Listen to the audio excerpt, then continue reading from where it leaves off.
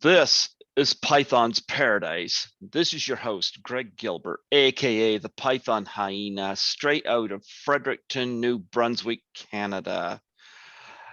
And folks, I normally do not eat on a podcast, but I felt today, I'll make an exception. I'm feeling like an apple today, I'm just feeling it. For some weird reason, I'm feeling this today during this particular interview. A red, delicious apple. What about my guest? You feeling like an apple? Take a bite.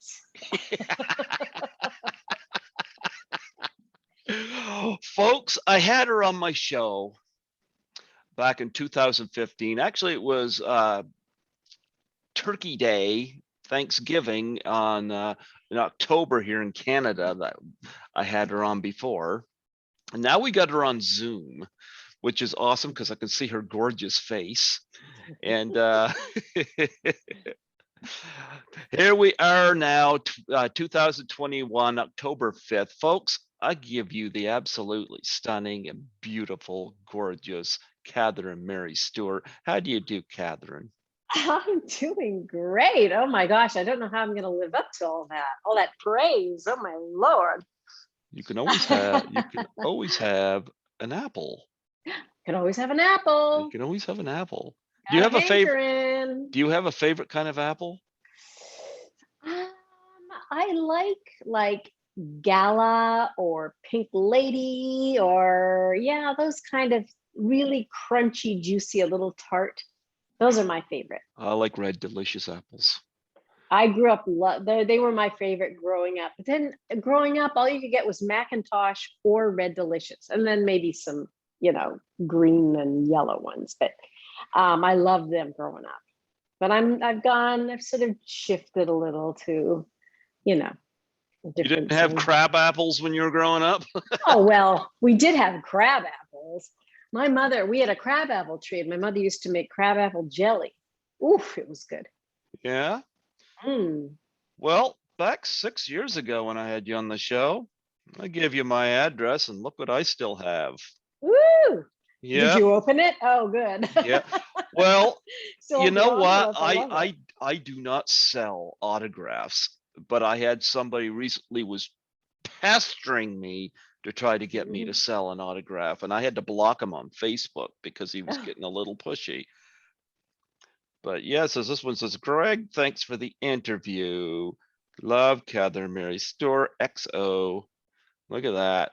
Look at that sultry woman. Yes. Absolutely. So I've still got that, and I thought I would show it off on here, and and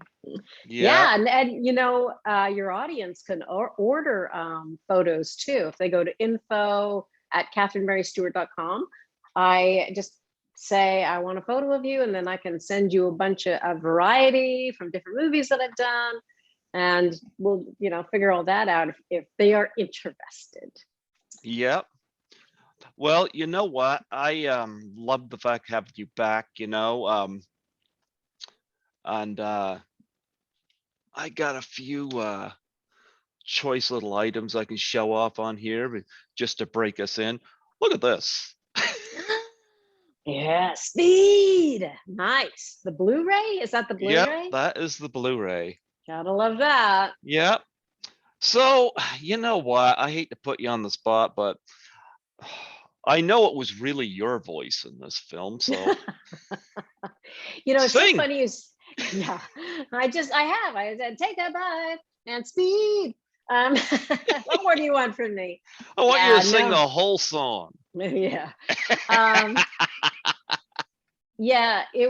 I was really young then, and I don't really have a professional singing voice even to this day, although I have done some actual singing. But at that time when I got that role, I was at a dance school in London. It was sort of a performing arts school, so I was studying singing and dance and acting and all that other stuff.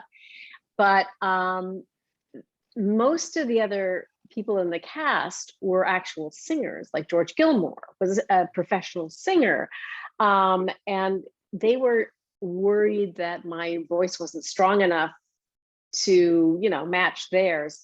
So they hired this wonderful, wonderful singer from LA named Mary Hyland. It's so funny you say that, because yesterday I was looking her up. I've looked her up on occasion and never been able to find her. And finally, I hooked into something about Mary Hyland, and it was just kind of fun. She did a lot of stuff like in the 80s and 90s. Like she was sort of a recording singer, like in a studio singer, I think they call them, singing a lot of backup and things like that. But she had a wonderful voice, which I also feel like matched, like it felt a little bit like it could be mine if I could sing that well. So I was really pleased with the outcome, and it was so much fun, even just lip syncing that stuff, and a lot less pressure. I mean, by the time I had to be on film lip syncing, I knew those songs inside out. I went to the recordings when she was recording the stuff. So I had a gas. It was like living this little fantasy. You know how I grew up after school going home and putting on my favorite record and singing along at the top of my lungs, because usually my parents were at work and my brothers were either gone or doing other junk. And for me, it was like reliving that sort of fantasy life that I led as a teenager in Edmonton. So what was your favorite records? Oh, well, my dad introduced us to the Beatles. I mean, we used to, so in our family, we had this sort of Sunday tradition where we would have brunch. So we would get up late and have brunch at about 11 or something. My mother would make pancakes or waffles sometimes, and Dad would put a record on in the living room, so there was music in the background. It was just this whole thing that we used to do that I remember so fondly. But it was always like either classical music or folk music, or like Anne Murray or Burl Ives or some sort of classical thing, or that sort of stuff. And then one day this is when we only had records, and we had the big console, with the record player, and then the cupboard with all the records in there. I discovered Rubber Soul, the Beatles' Rubber Soul. Okay. And I was just like, what? And needless to say, I sort of put in a request probably the next Sunday saying, "Could we listen to the Beatles?" I was like, "Ooh, should we?" And so he introduced me to the Beatles. Well, the Rubber Soul was probably my first favorite album ever. I mean, I learned all the songs inside out. I would sing them, to myself. Well, not to myself. Like I said, I put them on the turntable and sing along. So that was probably my all-time favorite album. Do you have a favorite Beatles song? Oh, there's so many. Oh my gosh. Because funny, back in August, I just interviewed Nancy Allen, and of course she was in "I Want to Hold Your Hand." Yeah, that was a great one. I mean, Yeah. I'm trying to think off the top of my head. There's so many beautiful ballads. I mean, like "The Long and Winding Road," which was of course a lot later, is sort of sticks out in my mind. So Blackbird. I love that song. So many. I mean, after Rubber Soul, we bought up like Revolver. I mean, we probably purchased most of the Beatles albums all the way to Abbey Road. So many. I love the Beatles. Do you see like the movies Hard Day's Nights and Yellow Submarine? I've seen them. Yeah, I mean, look, sort of the early ones like Hard Day's Night are really fun to watch. But yeah, I mean, it's fun. Mm-hmm. But I also like had my crushes. I think my first crush was John Lennon, and then moving forward, I was like George.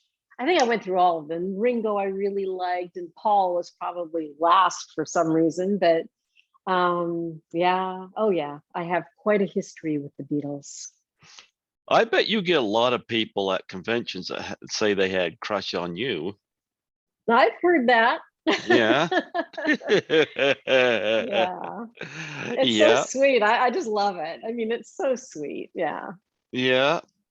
Well, I bought this, and I know we're mutual friends with Bobby Heckman, and when I told him that I got the Apple, he's like, "You actually got it?" Ah, bobbers! What the heck? My buddy. You know,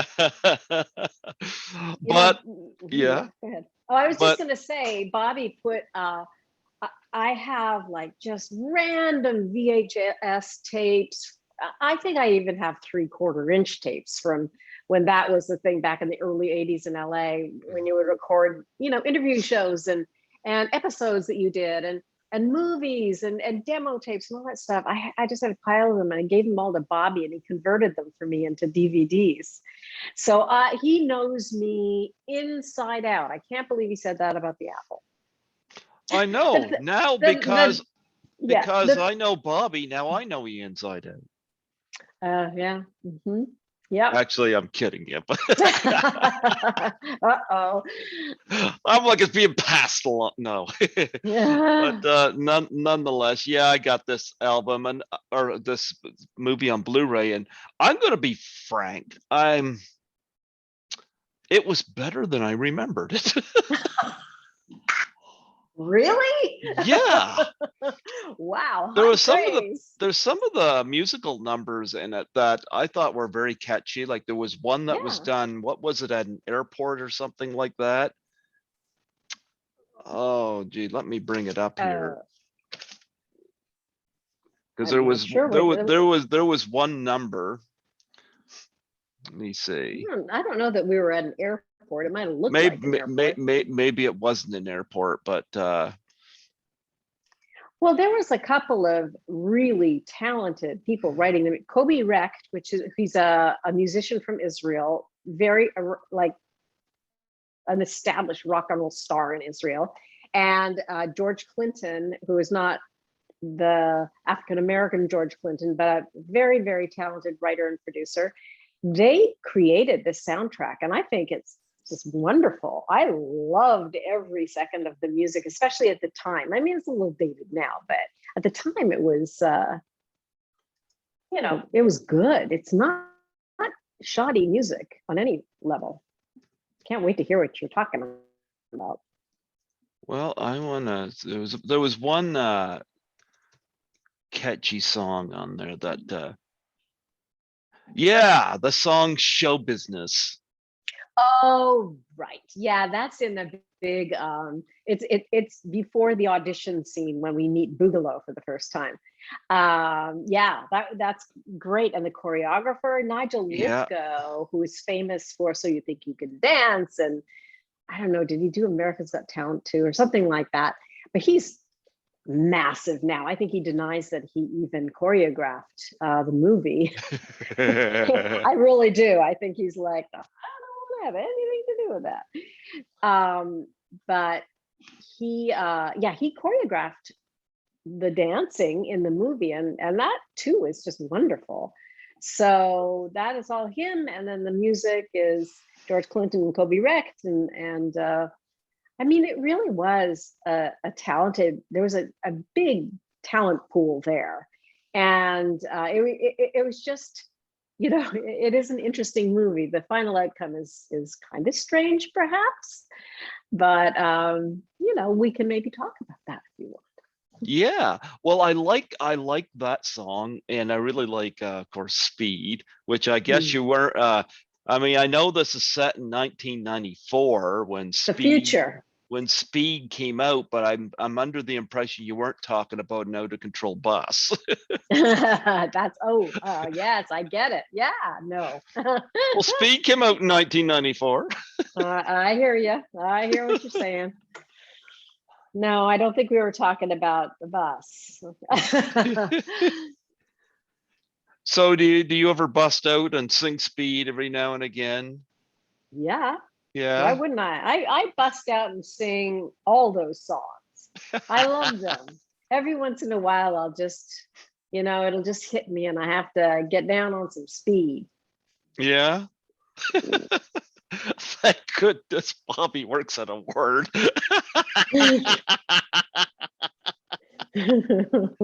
Like I'm gonna have to holler away. Yeah.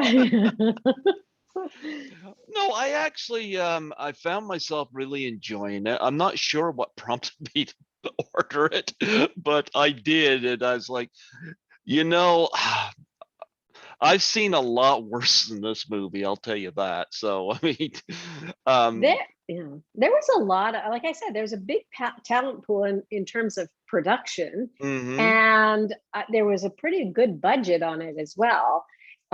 For the time, it was like a $5 million budget, and in 1980 or 79, 80, that was pretty big. And the thing about it was, Menachem Golan and Yoram Globus were trying to break into the American film market, and that's when it was like the first film that they did under the banner of Canon Films, which went on to do all sorts of stuff. But they were kind of trying to tap into the current sort of genre of rock musicals, feature-length rock musicals. And he really had high hopes for this. He thought this was going to be it, and so they put a lot of money into it. They put a lot of production into it. I think the weak point was perhaps I think a lot because, this is my theory, but I think there was something lost in the translation. They have the sort of Israeli sensibility in terms of trying to tap into an American sensibility. There was there was a chip missing there. And also a lot was sort of lost in the editing. So it wasn't what he'd hoped for. But from my perspective, I had a gas. I met some incredible people, and it got me into the business, of acting. I was a dancer.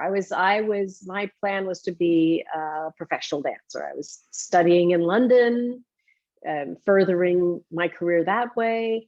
And when this came along, I thought, wow, what the heck, but I really, honestly, I wasn't like, okay, now I'm an actress. I mean, in a way, people had that concept of me, but my thought was, well, we'll see what happens with this, but if all else fails, I'm going to go back to my dance. But it ended up snowballing. So for me, it was a gift. Yeah. And of course, look at that apple. Look at the size of that apple. That is one big apple. They say an apple a day keeps the doctor away. How many days does that one keep the doctor away? Yeah. Well, apparently a big apple attracts the devil. So gotta be careful. Gotta be careful with the size of your apples. Yes. But I found myself actually really enjoying this, and it was something I revisited, and I'm a physical media guy. I'm not set up. My television's just set up to watch my Blu-rays. So, okay. Yeah, it was too much reality TV. I just don't care about it, Mm-hmm. So, I got a nice large Blu-ray collection here. So, yeah, so I got that, and that wasn't the first time you saw it. So was that the second time you saw it? Might have been the second or third or something like that. Yeah. Yeah. I remember, huh? I was gonna say, when we did the first interview, was that inspired by having watched The Apple? I think we had just watched Mischief. Okay. Yeah. But I know there was a tremendous lot of questions about the apple that came up. So yeah, But you know what? I've seen it like for me, the worst movie I ever seen was Pearl Harbor. I hate that movie with a passion. I'll watch this over Pearl Harbor any day, you know. But yeah, no, I found myself having fun with this. Although, like Escape from New York and Back to the Future 2, it got the future wrong. Well, yeah, it was set in the future, right? So we shot it, like I said, in 1979 or 1980, and it was supposed to be way in the future, and it was 1994. Maybe And they should have made it 2094. absolutely, that was going to be my point, because 40 years, you say it's been 41 years, it went by like that. And pretty much, if anything, we're going back to the 80s as opposed to moving forward. We sure Mhm. don't have those cool costumes and those hairdos and those weirdo cars with the bubbles on them. So Um, you don't have your costume, you don't have this anymore hanging around in your home? yeah, no. I did hold on to some. Remember where I show up in the house and I'm singing Alfie, where are you now?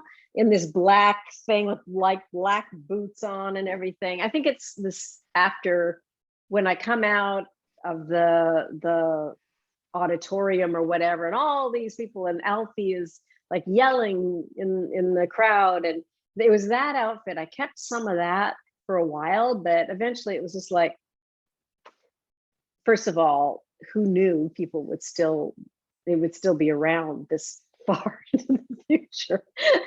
But I just didn't have any use for them. Yeah.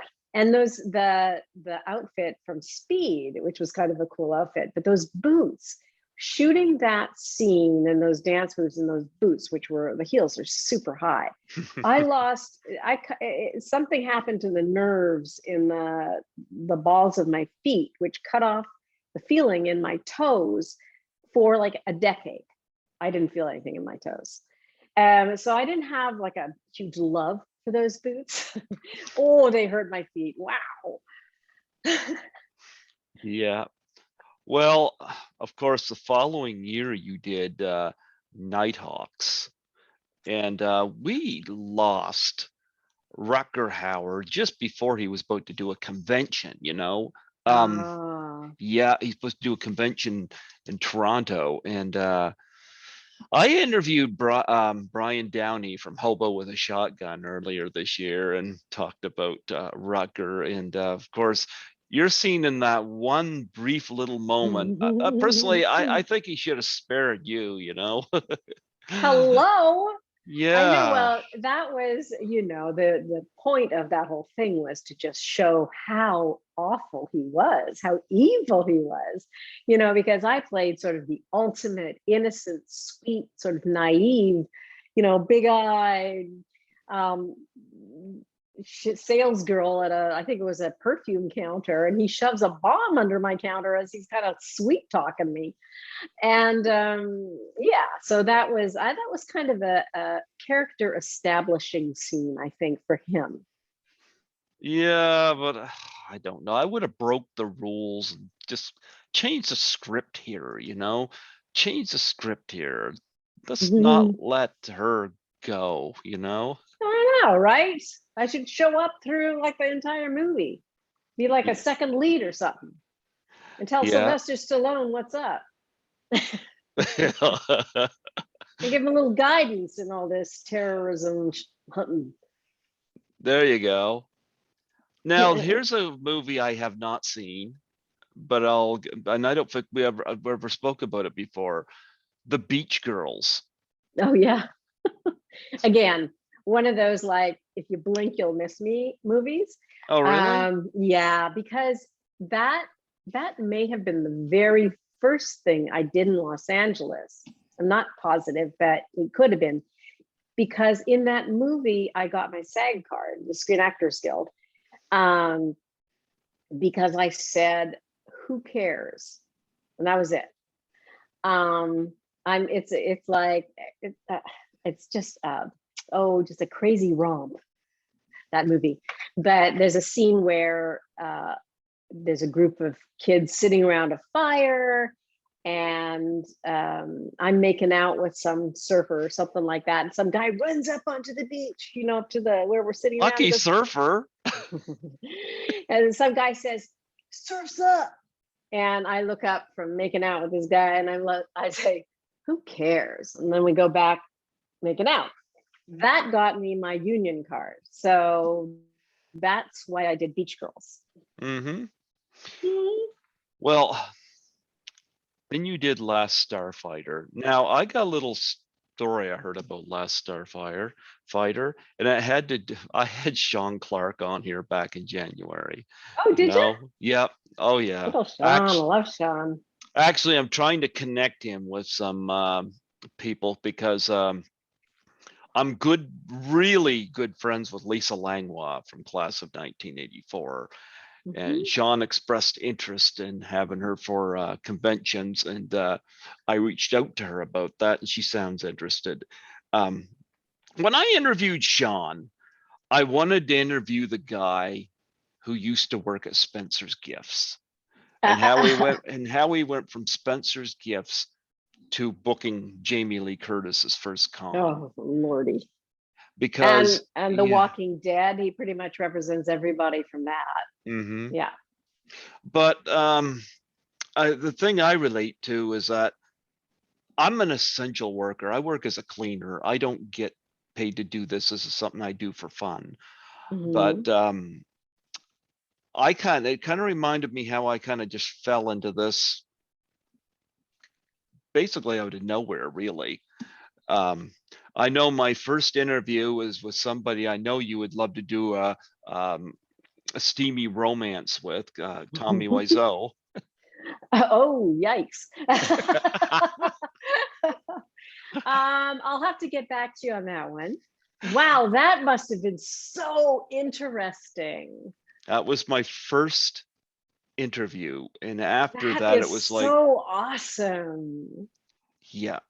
And it was like after that it was like, who else could I do this with?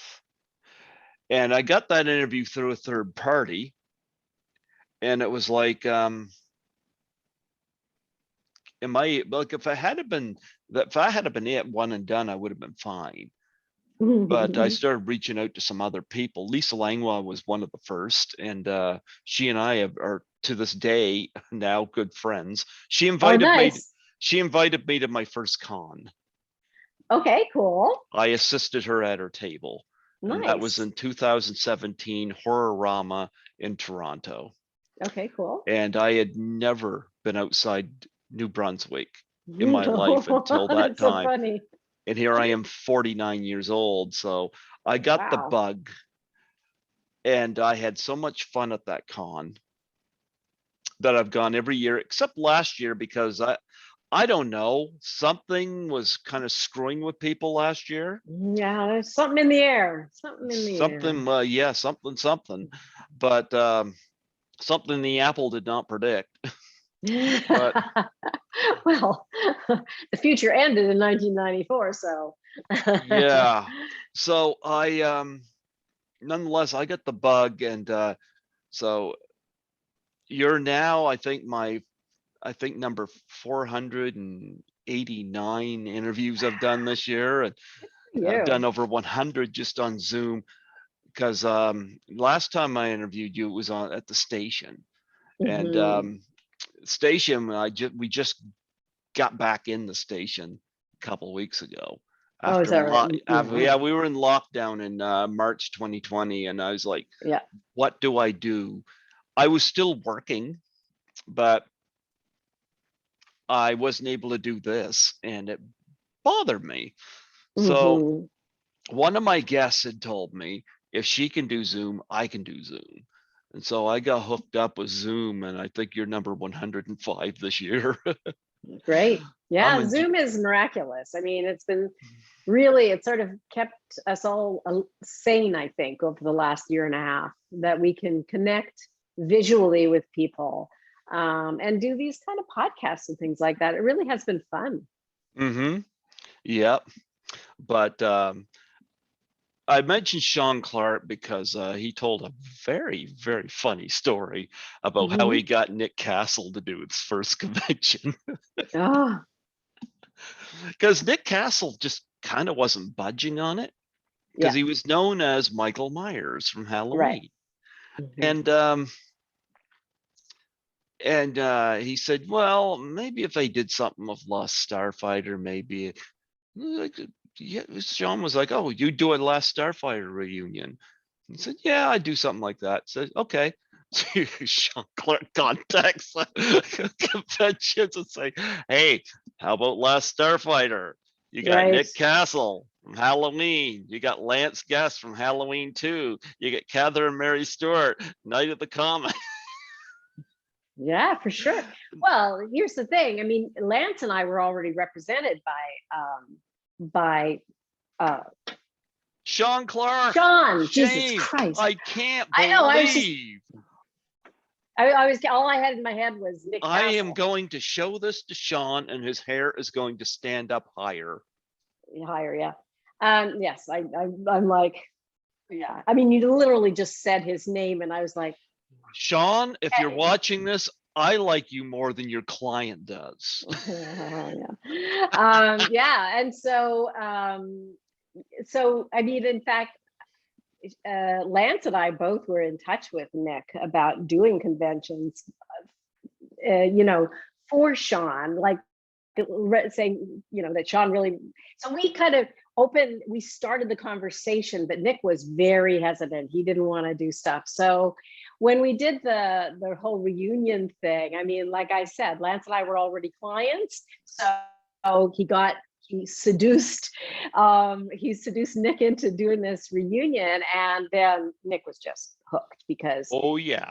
there were just the lines for Nick were unbelievable because he had never done anything like that before.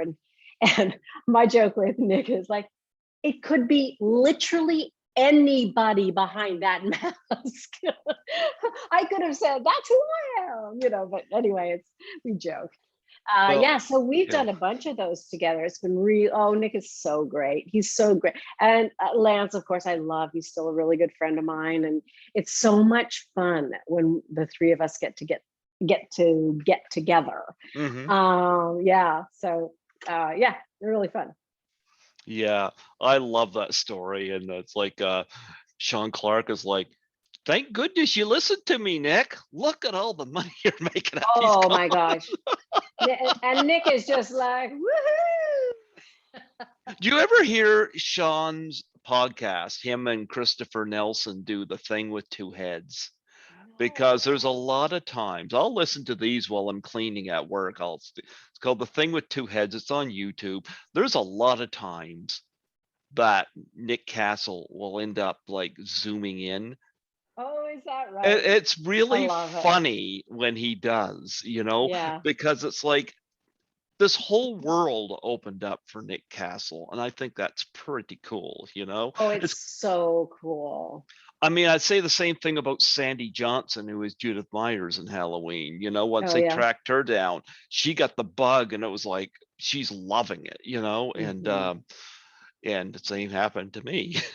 And I'll Right. tell you, had Lisa not invited me to assist her, I probably would have never traveled to this day. Yeah. Oh, is that right? Yeah. All the way to Toronto. You know what? I've gotten homesick just going to Moncton or St. John, Oh wow. and they're just a short distance away. What town So are you in? Fredericton. Oh, Fredericton. Okay. Which is Yeah. not a small town. That's a pretty big town there, right? Well, with nothing happening, but still.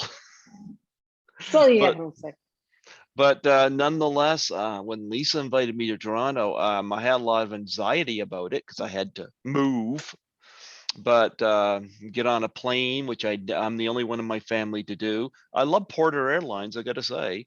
Oh, Porter's great. Yep. And I got on the plane, and it was like a bus in the sky. I actually enjoyed it. Nice. And when landed in Toronto, we landed in Toronto Island, Hmm. and I didn't take the ferry across. I took tunnel. It's the first time I'd seen escalators since the 80s here, because we haven't had them here since the 80s. Escalators? Yeah, Why?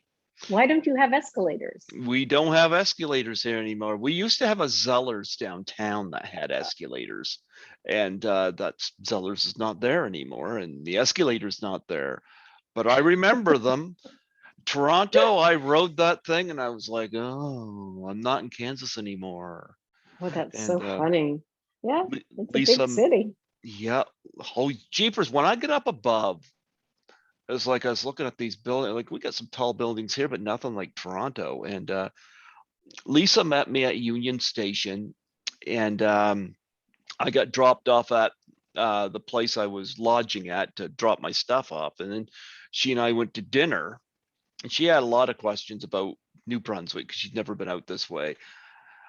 And all the time I'm chatting with her, one thing is going through my mind. Why am I not homesick? Why? Why am I comfortable? This is weird. And I thought maybe I'll sleep on it. Maybe tomorrow I'll be anxiety filled.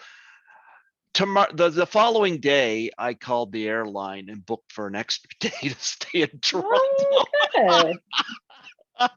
Good for you. So I had a blast.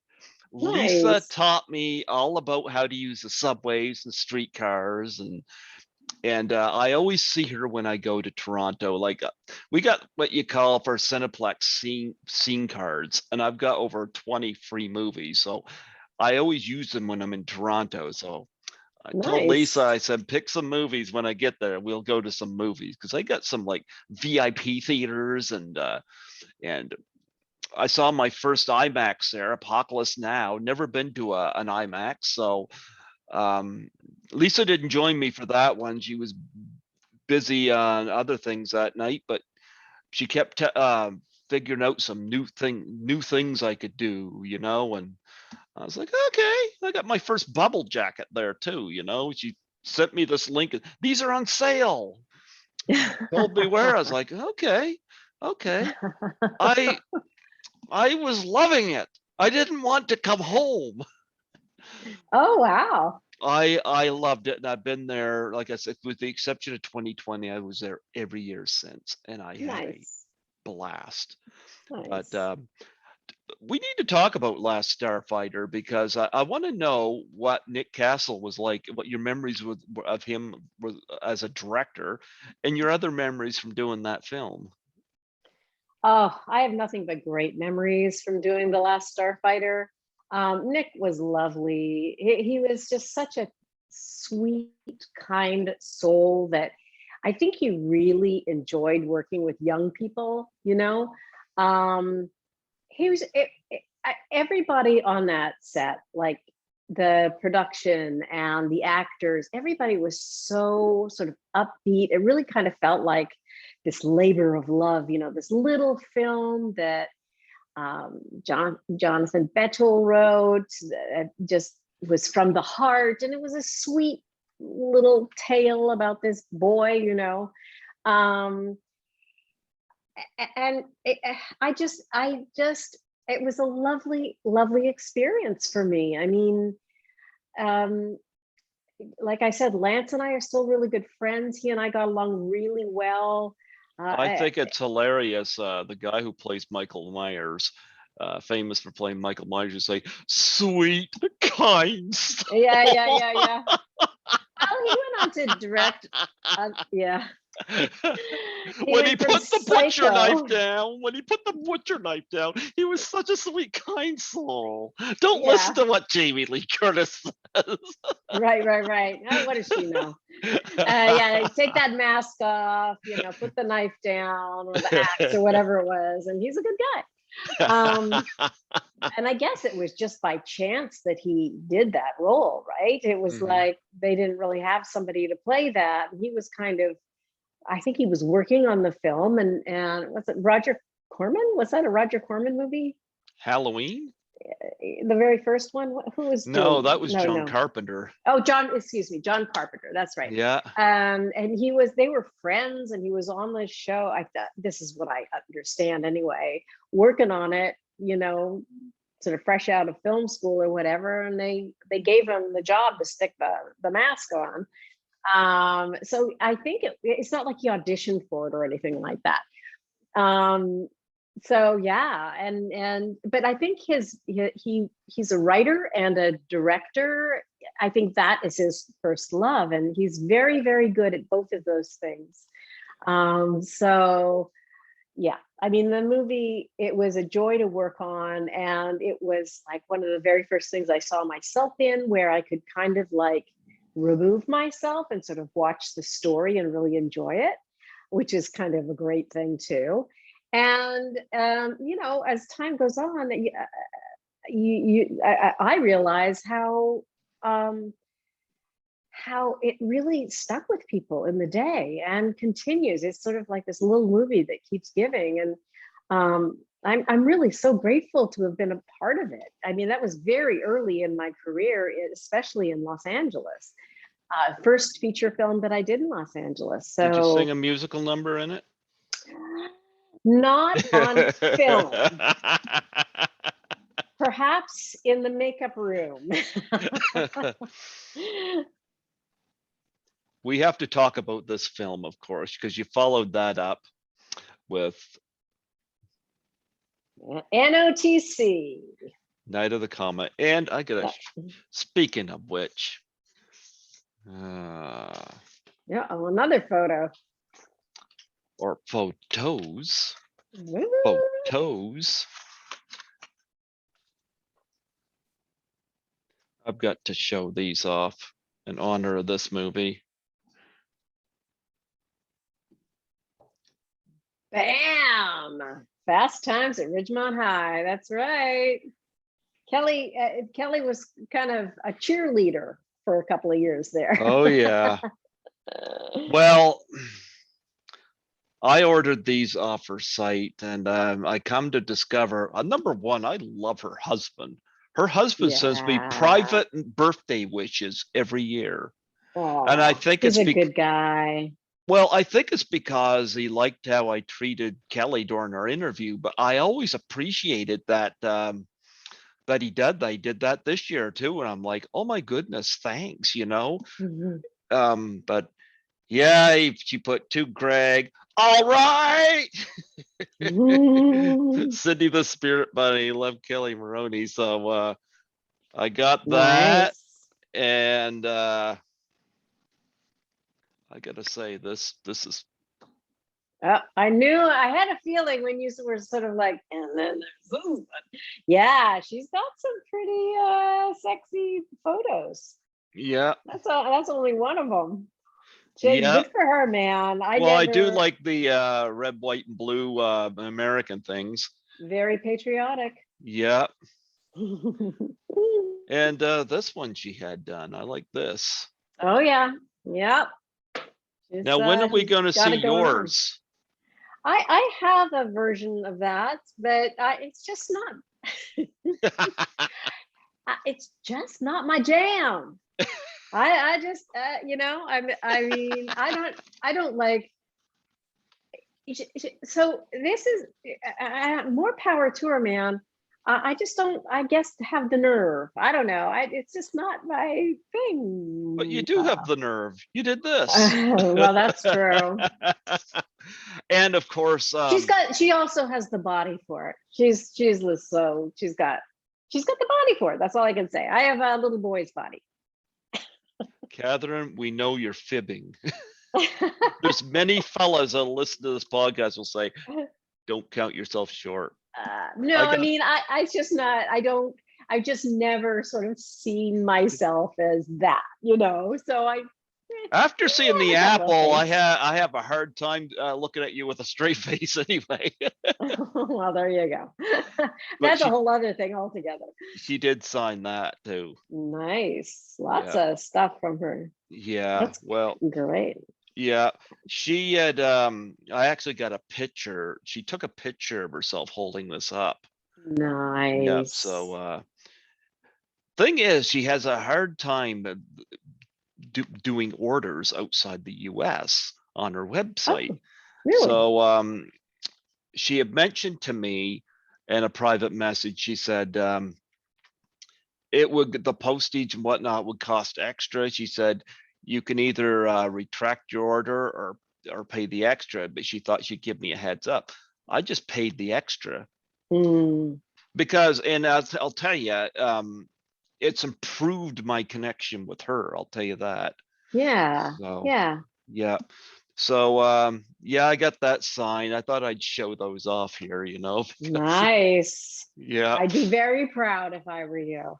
yeah. Kelly also, by the way, is still a really good friend of mine too. She's awesome. And every time I'm in LA, we get together and with her husband Daniel, and they took us, my husband and I, they took us to the Magic Castle where they're both, you can't get in there unless you know someone. They're both magicians. She actually I don't know how you do this, but she became a magician to be a part of the Magic Castle.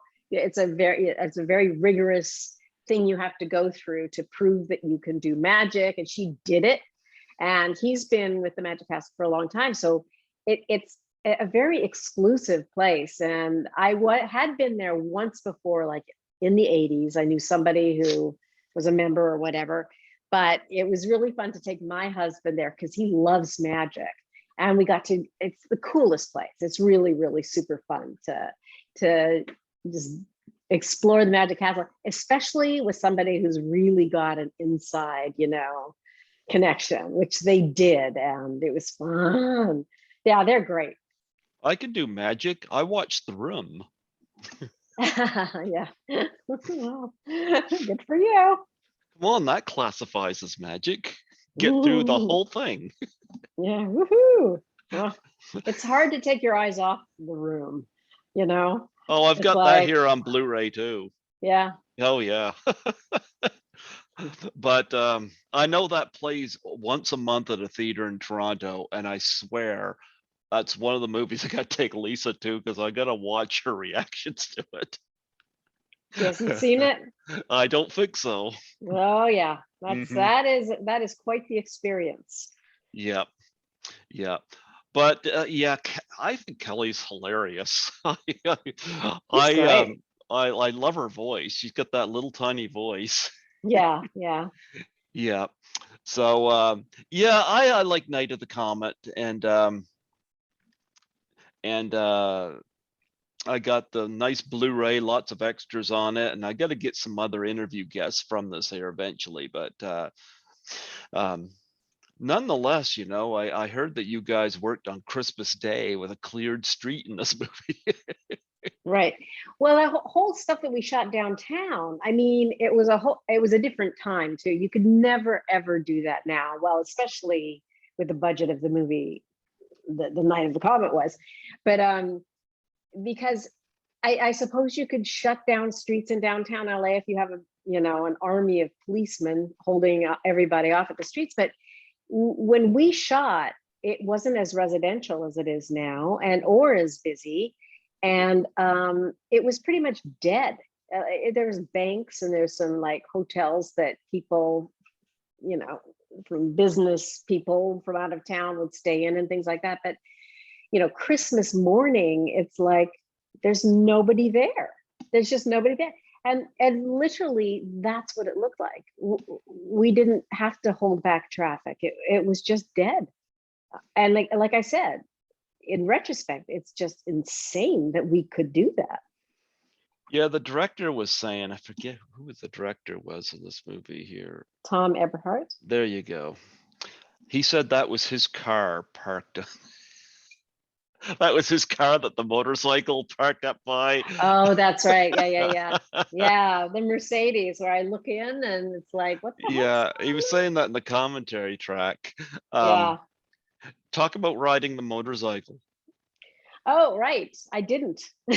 Oh, come on. No, I couldn't ride a motorcycle. I mean, in that scene, I sat on it and looked in the window. Do you know how much motorcycles weigh? They're like I don't know, 1,000 pounds. I don't know, but I I could hold it up, but I'd never learned to ride a motorcycle, so I had a stunt motorcycle rider. You Come know, the on, scene. Catherine, you're supposed to indulge.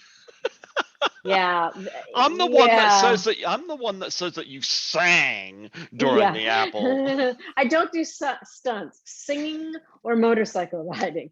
Um, no, I mean, it was understood that I didn't know how to ride a motorcycle, and plus, it's not dangerous. And you know, they don't want to lose an actor because she's not that experienced in on a motorcycle. So I mean, like the scene in the back lane outside the theater, you know, where I'm fighting the zombie and then I get on the motorcycle and take off. I get on the motorcycle and look like I'm starting it and everything. But as you'll notice, when she takes off, it's the back of her. So I was a stunt double. And then me riding through the city, I was on like a flatbed on the motorcycle, kind of attached to this flatbed on a camera with a camera truck pulling it. And they were just, and I was just like, look like a, you know, switching. Yeah, it was really fun, but no, I could never have done that myself. No. How much of the fighting did you do in the alley? I did all of that. I did because although I don't know how to ride a motorcycle, I'm pretty athletic. I mean, I was a dancer and I've always been kind of tomboy. That was one of the most fun scenes to shoot because the zombie was also a stunt guy. So I knew that I was in good hands, right? I knew I wouldn't get hurt. It wasn't some like hyper actor throwing me around. It was a stunt guy who knew what he was doing. And I knew that if I hit him with the 2x4 or whatever it was, he'd be okay because he knew how to take it. Um, Really super fun doing that. So yes, I did that where he picks me up and he throws me into this pile of boxes and I grab a thing and smack him and oh, love it. I love that kind of stuff. That physical stuff, love it. You know, I love the theater scene, I miss Mhm. theaters that look like that. And of Yeah. course, you get to work with Michael Bowen, of course, fresh after Mm. Valley Girl. And I remember he got a splitting headache in Kill Bill. Oh boy. Yeah. He But was so great in that. yeah, He's a talk wonderful about actor. talk about working with him. Yeah, I mean, I guess he had done Valley Girl, but I didn't really know who he was or whatever. But he's so funny in that scene in the projection room. And when we're sort of making out on the floor, oh my gosh, he was so funny. He cracked me up and he was just all in, you know? It's so good and so spontaneous and just like it, really wonderful to work with somebody like that. You just like a nugget, you know, just ugh, I love him.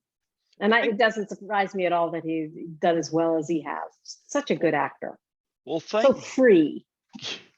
well, thank goodness the situation happened where people were disappearing, because once you arrived home, you would have been in big trouble. After all, Yeah, Kelly got smacked behind a chair. I know. And I know. I would have had to take on what's her name, the stepmom. Yeah. Yeah, I know.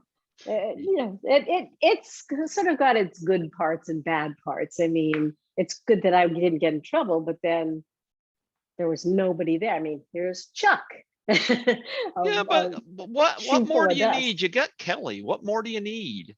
Exactly. And she's got that little leash with no dog on it.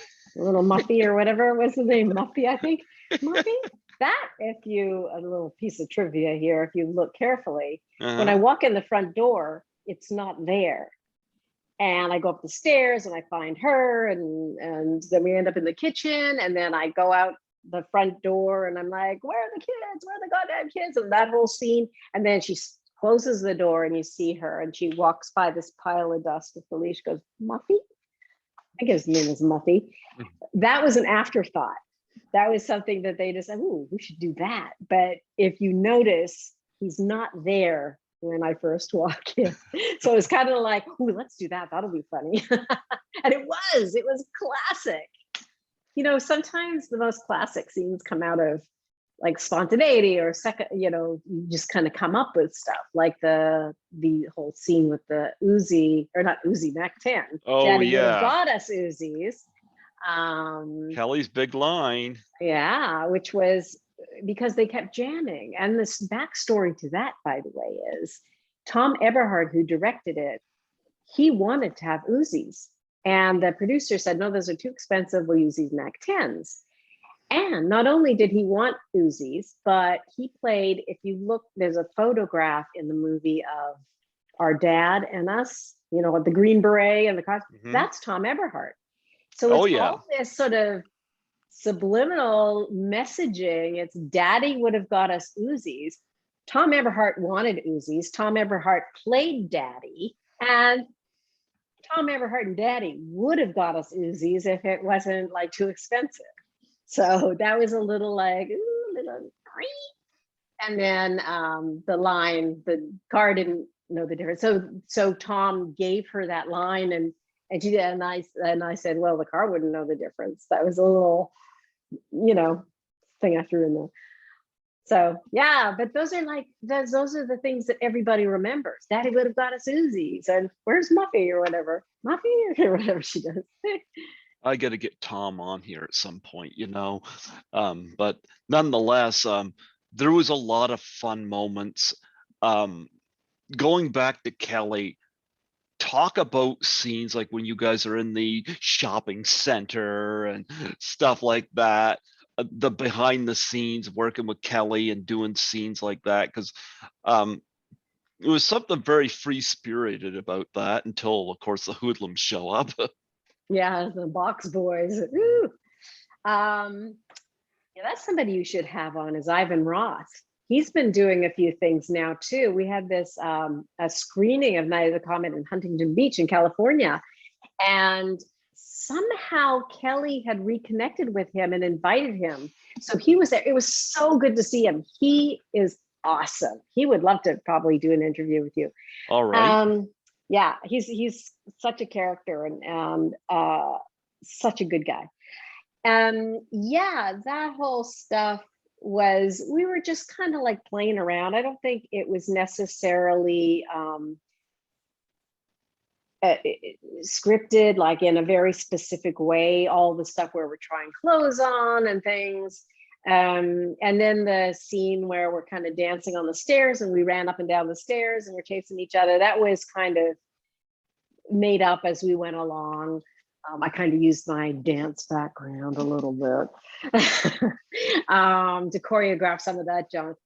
But yeah, we had so much fun. That was so much fun doing that stuff. And even I like I said, I think as that whole, until the box boys come and do that, sort of shut everything down, it was kind of like we were just picking up shots, doing different things, and they didn't even know what music they were going to be using. I think they put on some music for us to dance around to, I think it was girls just want to have fun.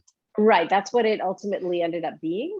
But I don't think that was what they were playing for us, when we were dancing. But they luckily found something that was pretty much the same beat. Yeah, really, really fun. Really fun. We had one night, that was a working department store. But I think a bunch of stuff had been shot there, maybe even Chopping Mall, I'm not sure. And yeah, a bunch of those 80s teenage things were shot there. So they shut it down. So we had one night to do everything. And we did, and it was fun. Probably took you a lot more than that to clean the place up. Well, I don't know about that. That wasn't my responsibility. I was like, Come on, you made the mess. Exactly. Memories of Mary Warrenov in this film.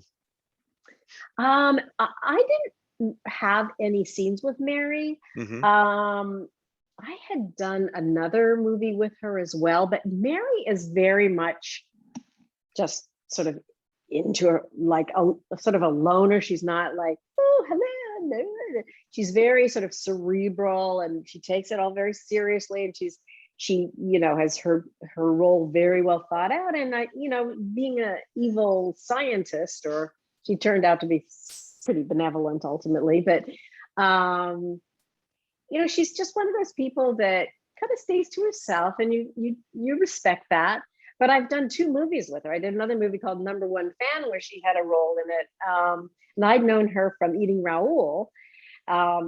So with also Robert Beltran, who was in Night of the Comet, was in Eating Raoul. So that was kind of cool to have the 2 of them. But didn't get to know her that well. Number One Fan.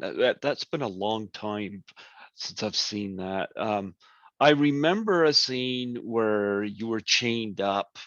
Yes. I haven't seen it for a long time either. I remember that. Talk about that scene. Well, I barely remember it, frankly. I mean, it's sort of like in Night of the Comet, where we're tied up as well. It's, obviously you're not in any danger or anything like that, but you've got to sort of create this feeling of you're on death's doorstep. So those are always pretty challenging, trying to just get into that whole scene, that the atmosphere of it. I mean, I don't remember a lot of specifics. Like I said, I haven't seen. I should go back and look at that one again. It's been a while, but it's been a while. Yeah, I just remember there was the scene I remember best is that you had your hands chained up over your head, and I don't know, were you gagged probably, and held up. probably. I feel like I was held up over a boiling cauldron of hot oil. Was that you or a stunt double? That long? Oh no, that would have been me for sure. Okay, you were up for that one, huh? Sure. Again, they're not going to put you in harm's way. They just want to make it look like you're in harm's way. Riding a motorcycle, on the other hand, is putting you directly in harm's way. Well, we do need to mention Mischief, because unfortunately we lost Kelly Preston way too young. Yes. That was very, very sad. Chris Nash, Doug McKeon, Preston, I was going to say. Doug McKeon and I have stayed in touch all these years, and we're still, like, I talked to Doug a week ago. And again, whenever I go out to LA, I live in New York, but when I go out to LA, I try to just see all my old friends as much as possible. And when we heard what happened to Kelly, it was truly devastating, so very sad. Kelly Preston was one of the loveliest people you could ever know. Not only was she beautiful, she was just gorgeous, but she was just so sweet and so kind, and so funny, just a funny person. It really is very, very sad. So yeah, we were all just shocked and devastated, because she's, she kind of lived in John Travolta world. So of course we could never be in touch with her again. I've heard so many good things about John Travolta. I've heard so many good things about that he's one of the most approachable celebrities to meet for autograph seekers. I have never heard a complaint about John Travolta, even from people I've interviewed from his movies. I hear all good things about John. Yeah. I'm not saying that I think John Travolta is a bad guy or something like that. I mean, she was just in that, she was in the stratosphere of stardom, which is kind of hard to get to. Well, I was, what I mean? I mean, I never tried, frankly, I have to say, but wouldn't even know where to begin. So, but I'm not saying that it was because he was a bad guy. I'm just saying it was just it's hard to get to people, and rightfully so, when they're at that level in this business, rightfully so, because who knows what's trying to get at them, right? Do you remember her having any reservations about the nude scene that she did in the movie? Absolutely. She was very nervous about that. And in fact, she had me, so the director wanted to he just wanted to see what she looked like before he shot it. And I get that, Okay, you yeah. know, but it's a lot. She was very young at the time, and it's a lot to ask of a young woman. And so I went along with her to just be there with her to make, because as a woman especially, and I'm sure as a man, if you have to do a nude scene, you're extremely vulnerable. So when they shot it, it was a closed set. Only the people that had to be there were there. Doug McKeon, just the most respectful, gracious man you'll ever want to meet. So she was perfectly fine, but yes, she was very nervous about it. And she asked me, I'm a little bit older than she was, and asked me to go along with her just to, because it's weird. Well, I just want to see, what you look like. It's like, yeah, really. But I mean, as a director, you kind of do so. I don't know every role you've done, so What? well, I wanted to know, like, I don't know whether you've done a nude scene before, but if you have, what was your approach to it? I've not done a nude scene before. Okay. I mean, the closest I got to it, I guess, and it was a scene that was cut, was in The Apple, but I had a whole body suit on. And we were distracted by so many other things in that movie. It probably wouldn't. You could probably be shimmy across the screen, and we probably wouldn't notice. Right. No, it's cut anyway. I was supposed to be, because sort of the story is kind of an Adam and Eve story, so they had a little Adam and Eve kind of scene here and there, but it ended up being cut out. But there was a scene where I had like a love-making scene, but you only saw my back, so it wasn't. But that's as extreme as I've ever gone. Okay, all right. I haven't had Doug or Chris on here before, so I might have to look into that, but I just have never gotten around to it.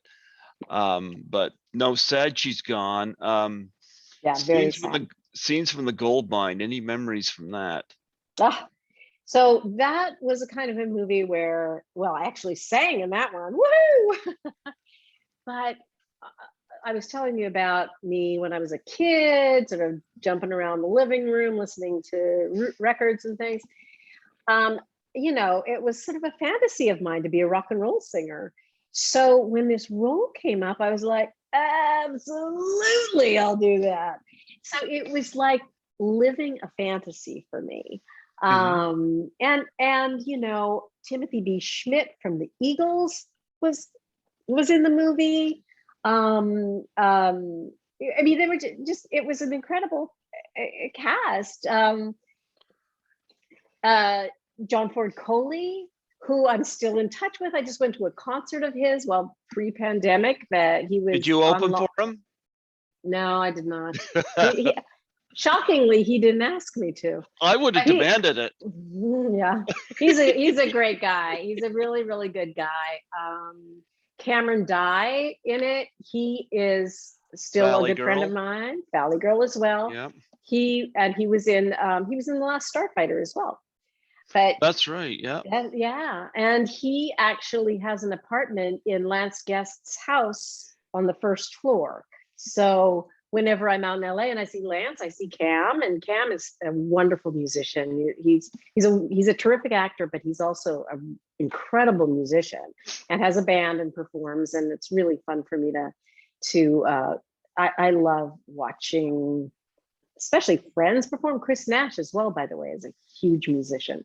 I'd never had Cameron on here, but Every time I think of Cameron Dye, I think of Heidi Holliger, because I've had her on here twice, and he's like chasing her around that car in Valley Girl. And I asked her, I said, Uh-huh. during the pandemic, does he show up there and chase you around your car so that you can get your Mm. exercise? Yeah, yeah. Oh my gosh. Yeah, he's a great guy. I loved, I mean, Timothy B. Schmidt, I was just like girl crushing over him for sure because of the Eagles. The Eagles, I was my high school, you know. Best of My Love is the song that he sings.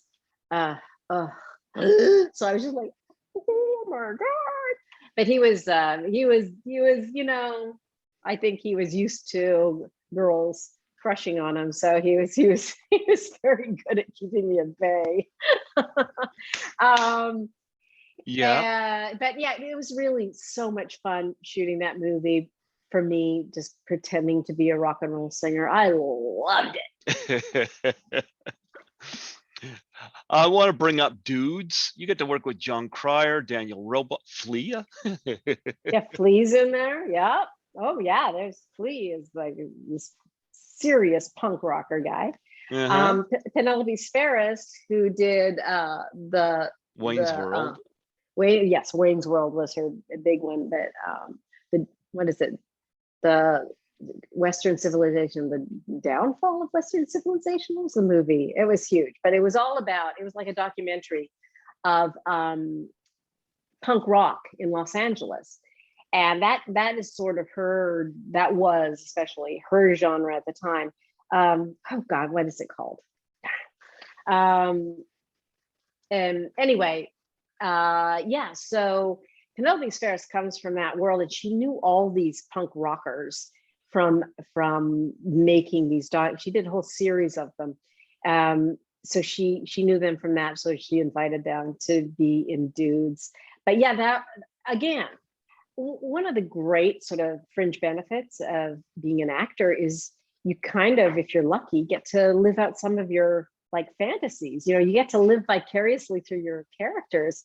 And again, I'm a huge lover of horses and horseback riding. I mean, another fantasy of mine when I was a kid was being a cowboy and galloping across the range and You mean to all tell that. me you won't get on a motorcycle, but you'll get on a horse? I will get on a horse any time of day. And you're right, I will not, because I don't know, you have to have sort of this symbiosis with a horse. You have to have, it's like a mind game almost. Motorcycles don't have brains and they can kill you. But yeah, horseback riding, I mean, that was like so much fun for me. And riding and shooting the gun, I had to learn how to shoot a gun, like bam, bam, bam, bam, bam, bam, bam, you know, shoot the tins off the fence. Another little story there was there's a scene where I'm showing John Cryer's character, we go off horseback riding, right? And there's a scene where I'm running full out on horseback towards the camera. And the shot was where I go to say you're the camera, I go towards the camera and I go off, you know, camera right and disappear. Well, somebody from the crew, like a producer or something, they were coming to check out the set and he pulled his Jeep camera right behind the camera and got out to watch the scene. And I'm galloping towards this thing thinking, there's a vehicle right where I'm supposed to exit camera.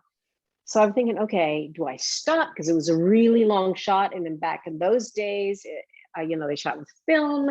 So very expensive if you waste a long shot.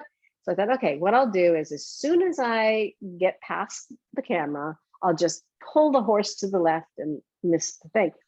Well, so I clear camera and I pull. Well, these horses that are, you know, movie horses, they know what they're doing. I mean, so he, and I'm trying to pull him to the left. No, he would not go to the left. He stopped.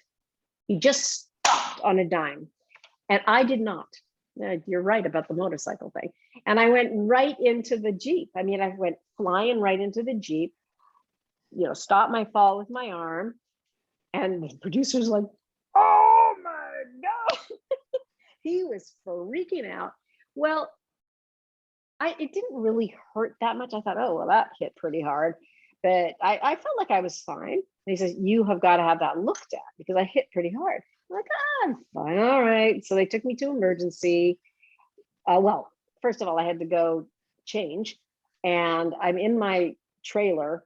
And it was my right arm. I sort of was like, I was taking my pants off or something. I don't know, whatever. And I leaned against a counter and my arm just went the pain. And I went, okay, something's happened here. And got to the emergency and they x-rayed it. And yeah, my ulna, which is this bone right on the outside, was just in half. It was completely broken. So I ended up, fortunately, I only had a few more days to shoot. They just gave me a ton of painkillers. They gave me a removable cast. And nowadays they have these casts that I think are just removable. But in those days, it was still the plaster. And a removable cast, the last few scenes, I like take the cast off and take a bunch of painkillers and do my scenes. Yeah, I had a broken arm for like 6 weeks. I had to wear that cast. Yeah, it was insane. Oh, wow. Oh yeah, the producer was scared, not only probably for my health, but for the production and not getting sued and all that junk. Now, here's a film I haven't seen, but I've heard about it, and I wouldn't mind seeing it. Nightflyers. Nightflyers. Oh yeah, that's a sci-fi thing based on a novella by Martin. What's his name? Oh gosh, the guy who did Crown of Thorns. J.J. Martin. J.J. Martin. George Yeah, J.J. Martin. Yes, George R.R. Martin. R.R. Martin. George R.R. Martin. It was a novella. In fact, it was made into a series a few years ago. But it was this sci-fi, outer space, futuristic thing where the ship that we were on we were a bunch of scientists going to outer space, to the far reaches of outer space to study something or other. And it turned out that the spaceship that we were on was kind of alive. It was sort of like an organic living thing that was evil. So that was sort of fun. And my character was supposed to be kind of half robot, half human, or half android, or whatever you call it. So that was an interesting thing. But yeah, no, it was interesting because the cast was fantastic. But the problem with it was they didn't really have an ending. They didn't quite know how to end the whole thing. So, and as it turned out, the movie itself, the shoot was a bit chaotic.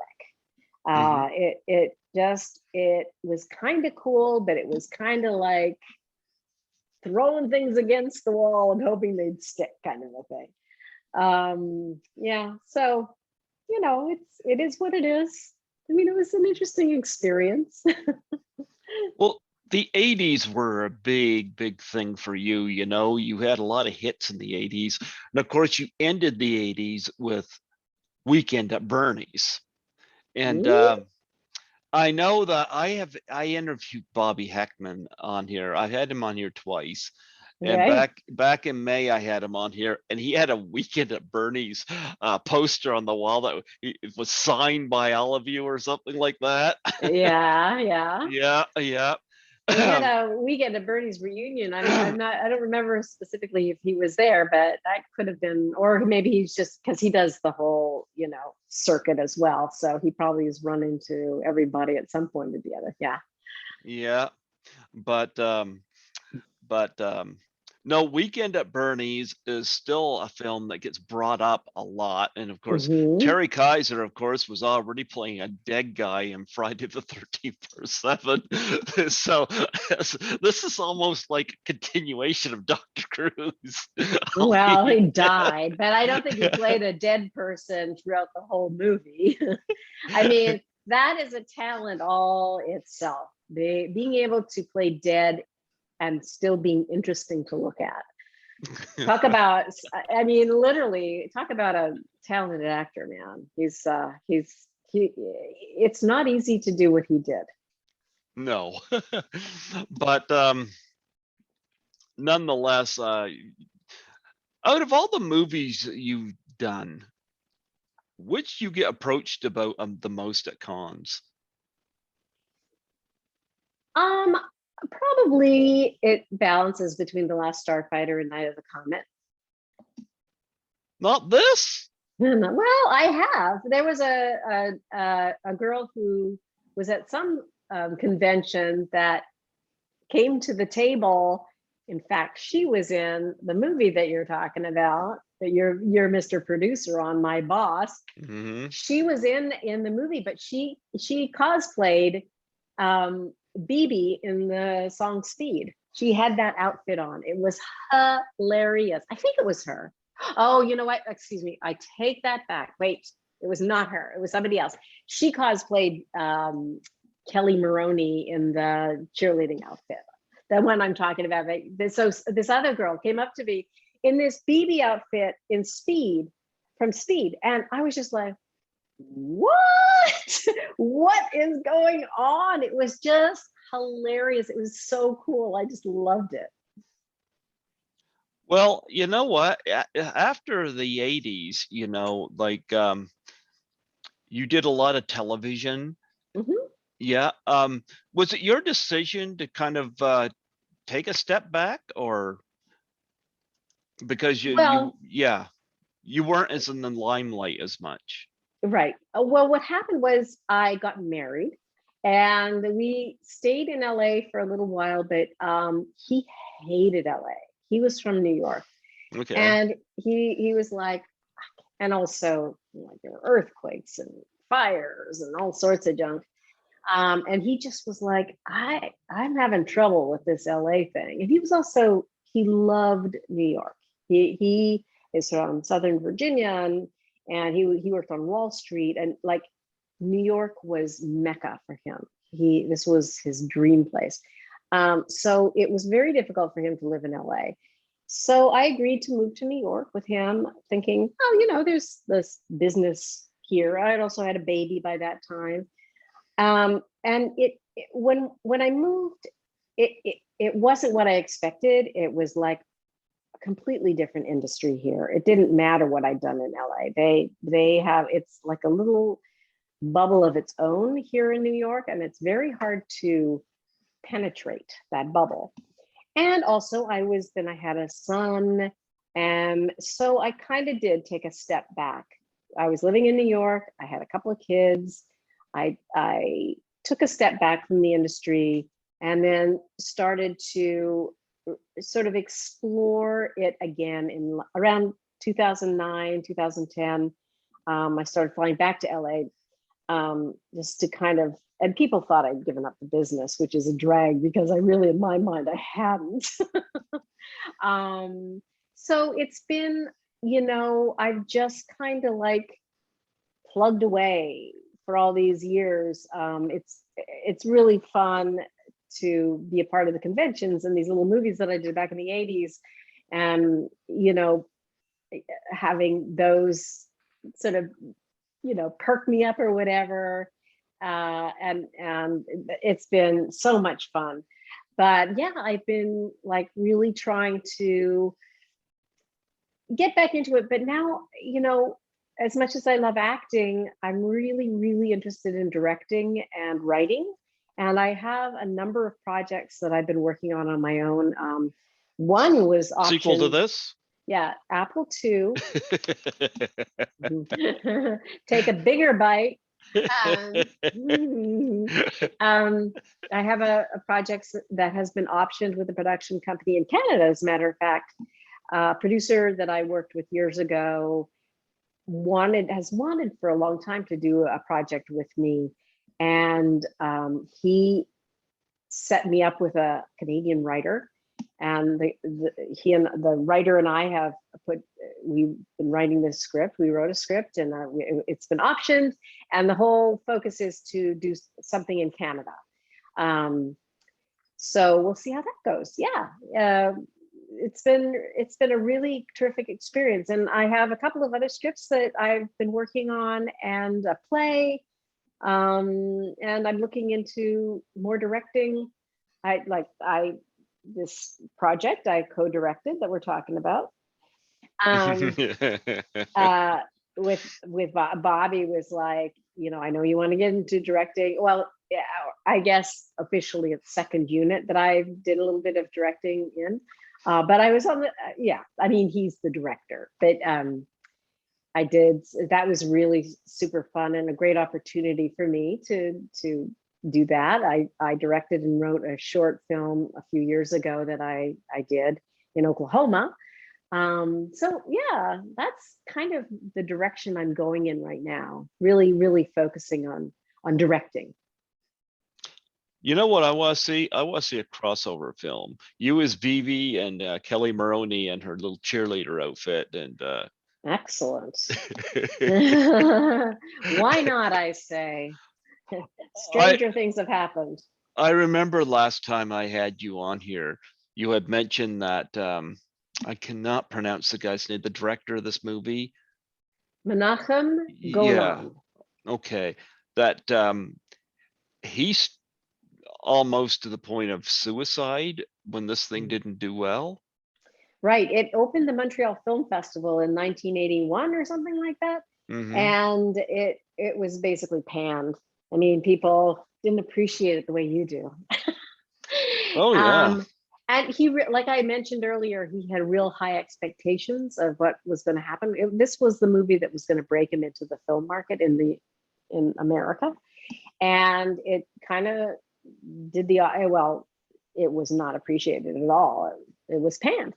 So after the screening, and I mean, the audience during the screening at the Montreal Film Festival were like not nice.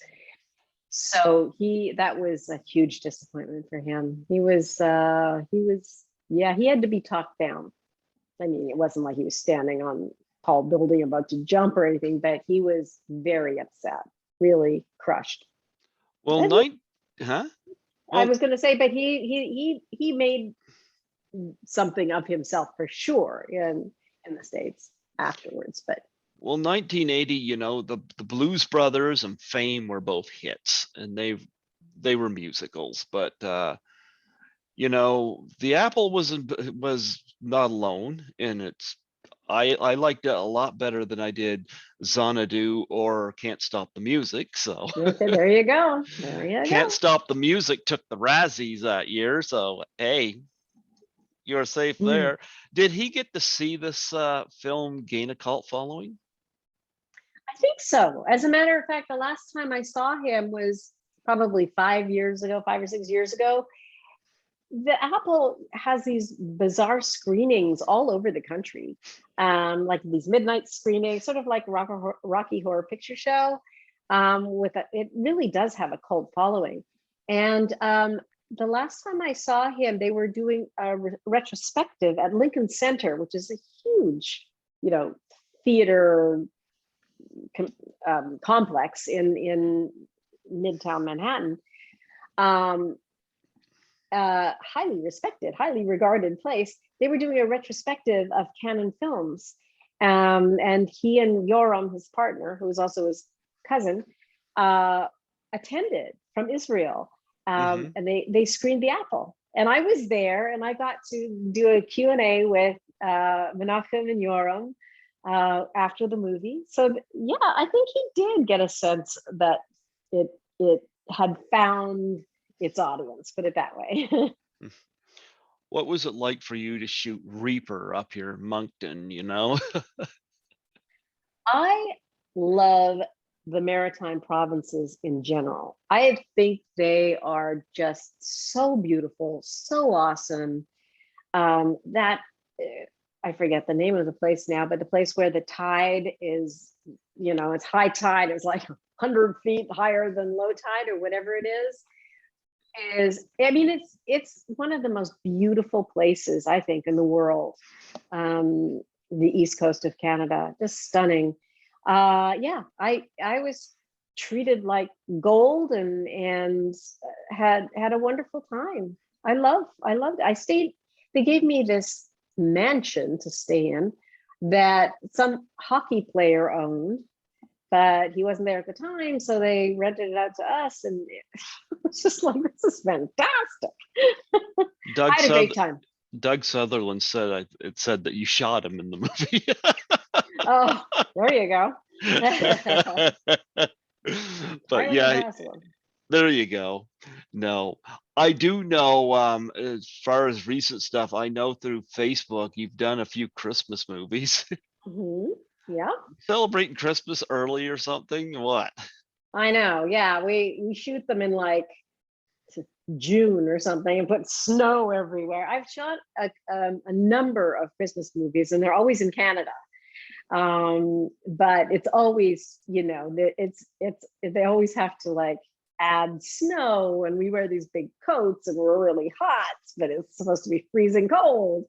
But they're fun. Why not? Yeah. Well, I want to send my condolences to you because I know one post you had to come up here to Canada when your dad had passed away, and Mm. I saw those posts. Um, my younger brother currently takes care of our parents because they're both Uh, terminally ill. Yeah, oh so no. I really get that. Um, but I saw these posts and whatnot. Like I said, I just managed to go to Toronto, but you grew up in Canada. You went to LA. You went to New York. Of course, you were in the UK for a bit too, aren't you? Yes, that's where I got the apple. I was in London, living in London and studying at this performing arts school, focusing on dance. Mm-hmm. Yeah, so I lived in London for a couple of years, but growing up, my parents exposed, I have two older brothers, the three of us, to a lot of travel. We spent 16 months overseas. We were in the Caribbean. We were in Australia for 8 months. We went to Egypt and India and through Europe. So traveling is a part of my DNA, really. Mm-hmm. I love it. I love it. Yeah, we traveled a lot growing up. That was a passion of my father's, and he's definitely passed it down to me. So I would Good. highly encourage it. Perhaps wait for the pandemic to calm down a little more. But How have you been dealing with the pandemic? um, not badly, frankly. I mean, it, we live in a part of New York that I get outside as much as I can. Um, my kids, fortunately, are grown, and my son was in graduate school when the pandemic hit. So he was going to be graduate. It hit in March, and he was graduating in May. He was going to Columbia University here in New York City, and they shut down the school and did everything remotely. But he only had to do March, April, May, and then they even did a graduation remotely. So, I mean, that's a bit of a drag because, going to college and then graduate school, that's a lot of work, and not to be able to have, the last few months in school and having, public graduation is a bit of a drag. But the good part is we don't have young kids struggling to deal with all the stuff that young kids have to deal with in school. They live in the city, but and they're both gainfully employed. So we're very, very lucky that way. And my husband and I we're used to being together. He's been retired since we were first married, actually. for a long time. So he's always around, and I'm usually around unless I'm traveling to LA or whatever, or working. So it wasn't a huge shift for us. And it also allowed me to focus on the things that I'm, trying to pursue, which is the writing and the directing. So it was actually kind of, I got a lot done, because there wasn't any acting. I wasn't waiting for the phone to ring for an audition or a job or anything like that. I was really able to focus on what I wanted to focus on. I don't know if I asked you this in the last interview, but I'm going to ask it here. What's the strangest thing you've ever been asked to sign? To sign? Ooh. I do. Well, did I have to sign that guy's butt? I think a guy dropped his pants and had me sign a butt cheek. Did Kelly sign the other side? I'm not sure if Kelly was there, but perhaps she might have. It was very warm. Can you imagine he goes out and gets that tattooed on his hand? It is interesting to see some of the tattoos that people come up with, Starfighter logos and the Comet stuff. People are committed. Okay, you had no reservations about signing this guy's ass cheek. You do what you have to do. For the biz, for the people. That is funny. I've never heard from somebody signed an ass cheek before. Yeah. Any projects you got coming up that you're able to talk about that you got coming up? Not that I'm able to talk about. Well, I did do a movie. I have a friend, Tom Malloy, who is a writer, producer, director, actor person who's done several movies that I've been in. One called The Attic, one called Love and Dancing, and one called Ask Me to Dance. That's the latest one. And he's been great. He invites me to have a role on all these movies that he does. And Ask Me to Dance is the last one that I did, I guess this year. I mean, what's it, June or something like that? It wasn't a huge role, but it was fun. I played the mother of the bride, and Tom Malloy loves, it's called West Coast Swing. It's the style of dancing, and he loves doing movies about West Coast Swing, which is what Love and Dancing and Ask Me to Dance is about. I'd like to ask you to dance.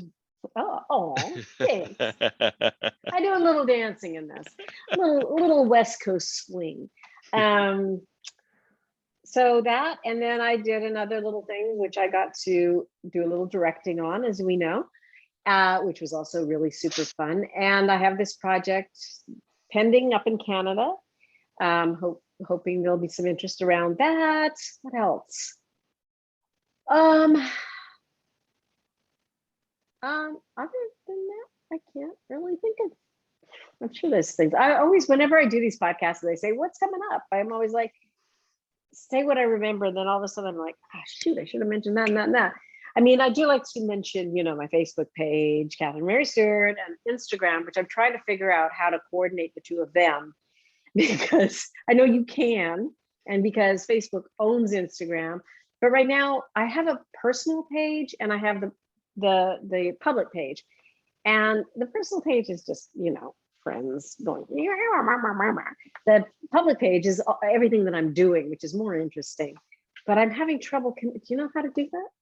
Connecting my Instagram with my public page? No, so that's I don't. That's what I'm trying to do. So Instagram, Catherine Mary Stewart, Facebook, Catherine Mary Stewart. You can always check out what I've done on imdb.com, which is always full of lots of good information. Here's a fan. Oh. Skittles, I am going to exploit you again. Yet again. Yes. Every time you get around me, yeah, you got a kitty? I don't have one. I've had them in the past, but I don't have one right now. No, I love cats though. This is my buddy Skittles. Hey, Skittles, Skittles,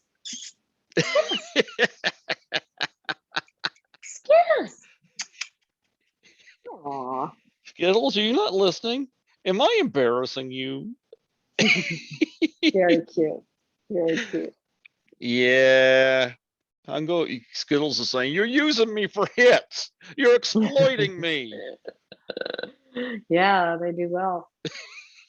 Especially on TikTok. I'm not on TikTok. I'm on Twitter. I'm on Twitter, Facebook, and Instagram, and the only one I really use is Facebook. As far as Instagram, I got on there at Christmas because I was going to start putting my interviews on there, and I never did. I'm yeah. barely on there. Instagram's the thing apparently right now. It's hard for me to shift as well. Like I work as a cleaner, so I'm an essential worker. So the other day I cleaned. I think I had 3 buildings that day, plus I did 3 interviews on here. So I had a wow. full plate. Actually, no, that was a day that I just had 1 big building. Because that was a day government buildings were taken off. So I had buildings I didn't have to do. So, but nonetheless, yeah, I've been keeping at this. We mentioned Bobby Heckman earlier. How did you meet him?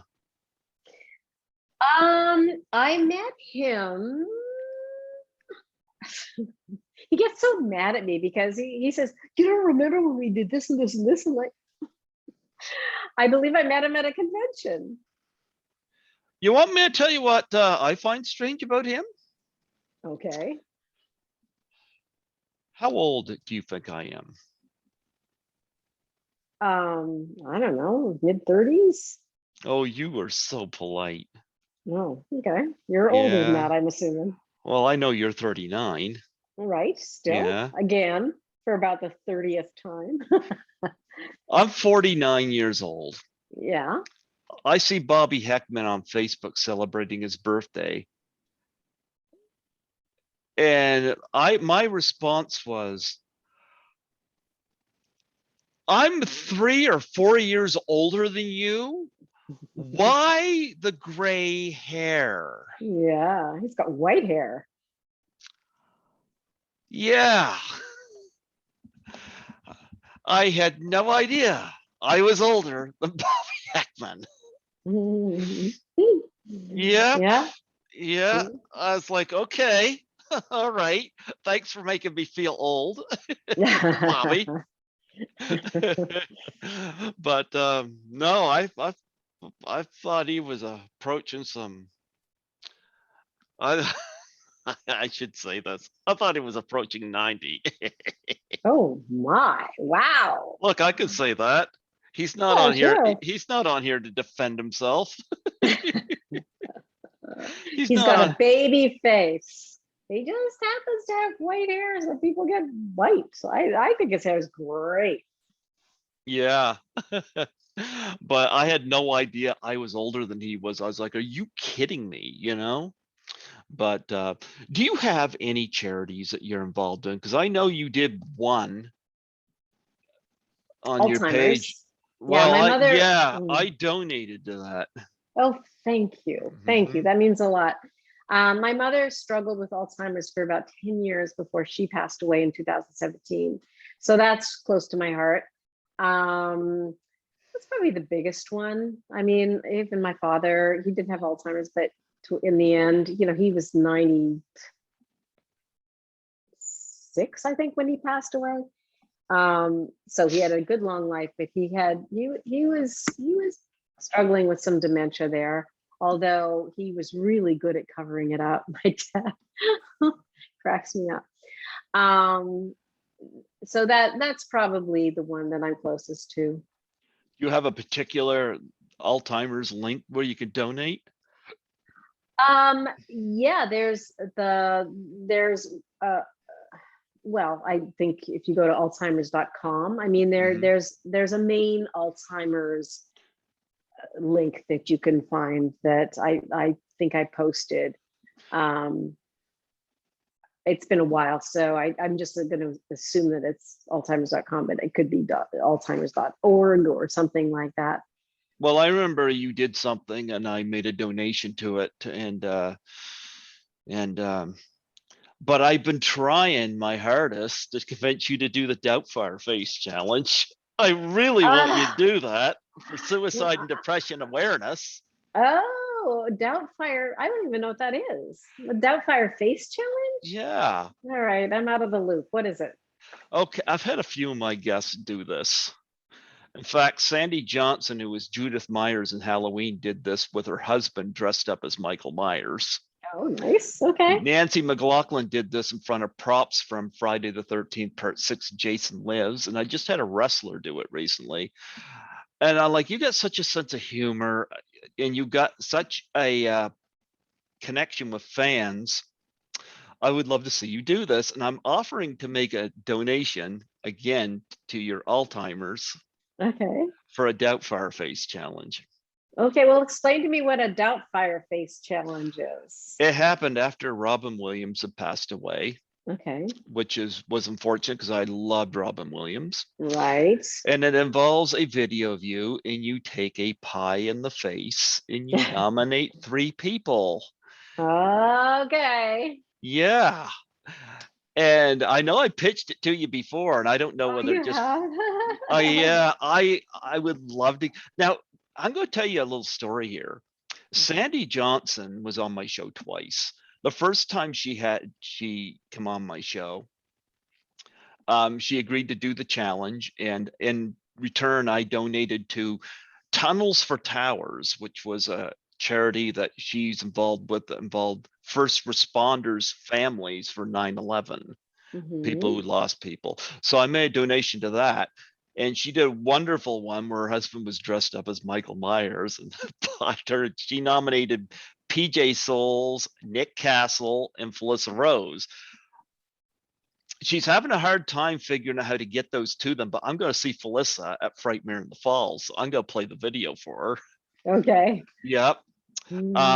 But nonetheless, Sandy posted the video after lockdown on Facebook just to cheer people up. Oh, nice. And the response was unanimous. You know, fans were like, I needed to see this. I needed this today. This was the first thing I saw waking up this morning during this pandemic, and it just put a smile to my face. Oh, that's so nice. Yeah, and it was such a cool thing. And so she just reposted it just to uplift people. And that's nice. I saw the stream down there and I was like, wow, I'm so glad I threw that out to her, you know? Yeah. And I've been trying to get other people involved. I've had a few of my guests do it. James Ellsworth, the wrestler, did it. And let me see, Lisa Langwa did one with me in Toronto. Oh, good. Nice. Yeah. And I've had various others as well, but I would be willing to make a nice donation to Alzheimer's if you would do a Doubtfire face challenge. All right, that's hard to resist. It's hard to resist. Yeah. I'm making a note. Yep. Doubtfire challenge. Okay. Pie in the face. I guess I'd have to make my husband do it. He would hate that. He'd be like, I have to put a pie in your face? Gee, okay, bam. You know what? I'm going to tell you, I'm actually a co-producer on a movie that just got a trailer release 2 Fridays ago called 13 Fanboy. Okay. It's actually a take from the Friday the 13th movies where you have a bunch of the alumni being stalked by a crazed fan. And I got on as a co-producer on the Indiegogo. And I threw the Doubtfire challenge out to people involved with that. And I had a lot of people take it and run with it, you know? Oh, nice. Yep. Judy Aronson, I threw it out to her. She said she promises to do it. She couldn't do it. Of course, the pandemic was going on, and I certainly don't want people going out and do something for suicide depression and going out there and risking themselves. Because we got kind of the jump on the pandemic here. you Yeah. know? Yeah, but I don't know what's going on with everywhere else. But I would do that. I would make donations to the charity of the person's choice for a Okay. Doubtfire Face challenge because I found it quite inspiring when the Ice Bucket challenge took off. My dad's got ALS and he's had it for 7 years. Wow. Yeah, he's had it longer than the doctors expected. My mom's got Parkinson's, so what I would do is I would, like I said, make a donation to the charity of the person's choice in favor of a Doubtfire Face challenge, Okay.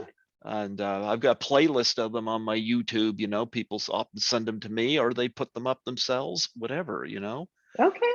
Yeah, and if you know 3 people in the industry that you could nominate, I could probably come up with somebody. Such as somebody with the initials KM.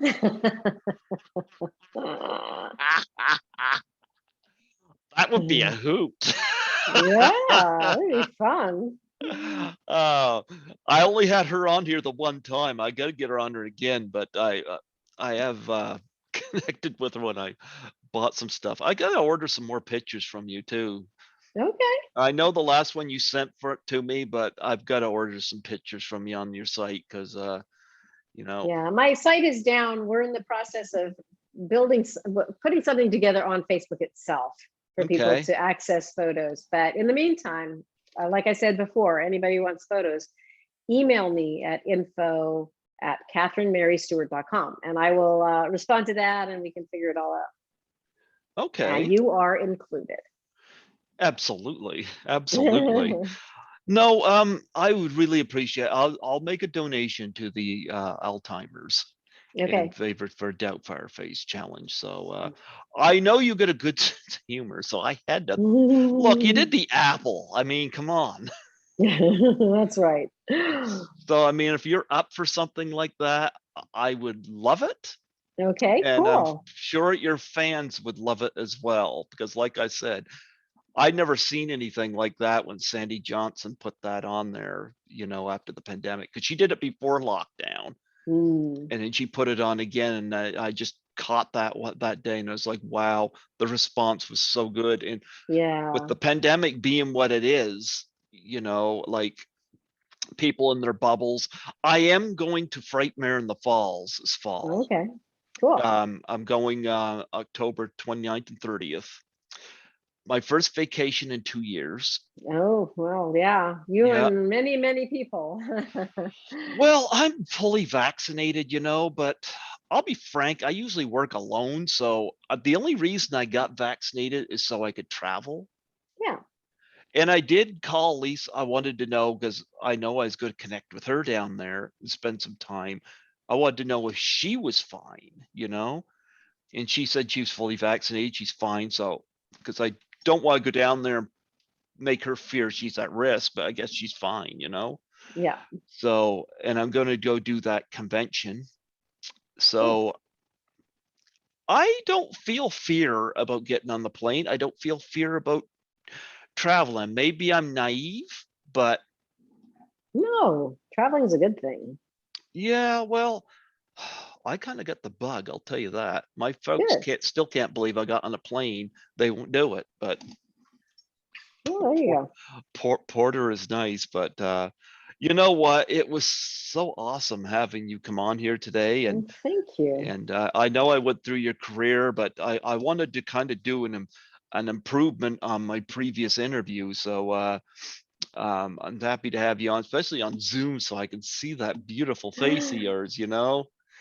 Thank you. You're very Yeah. kind. You're very kind. Well, no, this has been fun. Now we just got And to get you to sing a full Apple song before we yeah, close well, out. You yeah, know you might have to wait on that one. why? Because I'm not going to do it. Why not? Tell me something. When you and your husband are asleep, do you ever get up in the middle of the night and grate up to his ear and start singing Speed? I haven't tried that yet. Hmm. Yeah, he's gonna hate me for this. Yeah, yeah.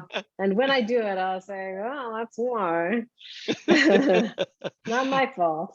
Yeah, but no, it was wonderful having you on here Thank today. And you.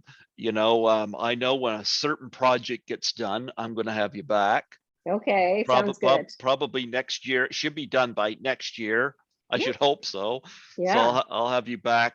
Maybe I'll have you on back next October because I had you on the previous time October. I know October's our month.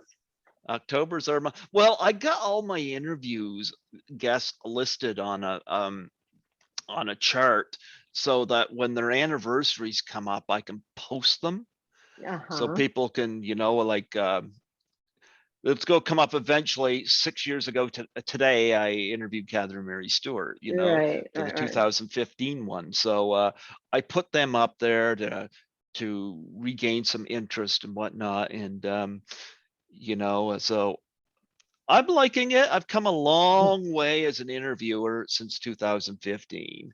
Good. And I've made some really good connections. So I'm very happy about this. So, Yeah. and I hope to get to meet you at a con. Yeah, that would be fun. Well, you might have to travel to another country. Well, I'm trying to convince Chris Alexander to bring you into Horrorama, Okay. or convince James Ponce to bring you into Frightmare in the Falls. Okay. You know, Sounds good. I'm going to try to do it. Well, Yeah. Chris Alexander used to write for Fangoria magazine, Oh, so cool. I've gotten to know him. I haven't had him on here yet, but I think he feels guilty about being on here because I ordered a Blu-ray from him of one of his movies. So now I'm going to guilt him, but I know he's been busy. But I had his girlfriend, who was an actress, on here for 3 hours back in back in Oh, Lordy. Yeah, February. these So are long interviews, I have to say. you know what? Bobby Heckman told me he listens to my interviews when he's driving to and from work. And I listen to stuff when I'm, well, not with these earphones, obviously, but my little phone earphones. When I'm at work, I listen to podcasts. I Hmm. listen to Sean Clark's podcast, Hmm. Hmm. and I just stick the earbuds in and listen. I don't cut my interviews up because I can't deal with millennials in their little issues with paying attention. You either want to listen to the interview or you don't. Yeah, well, there you go. So that's what I do. Okay, So cool. anyway, I am going to enjoy Take a this. bite. That's right. That's right. All right, enjoy that. And thank you for having me on again. I loved It's having been you really on. fun. Yeah. Yes, yes. And I look forward to seeing you in a certain project coming up. All right. Me too. Yeah, yep. And we'll talk about that next year. And Sounds good.